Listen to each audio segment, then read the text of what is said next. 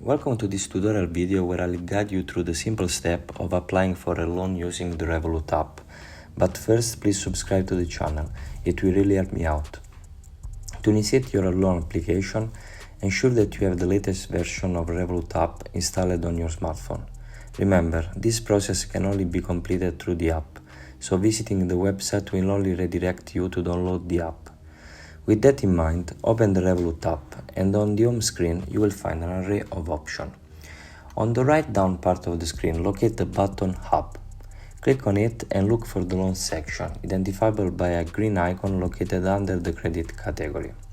Now, if for any reason you don't see the loan option available, there could be several factors contributing to this. Primarily that loans may not be accessible in every country. Thus, if you're residing in a country where Revolut loans are not permitted, you will not find this option. Assuming the loan option is visible, simply select it, and you will be guided through a prompt to request your desired loan amount.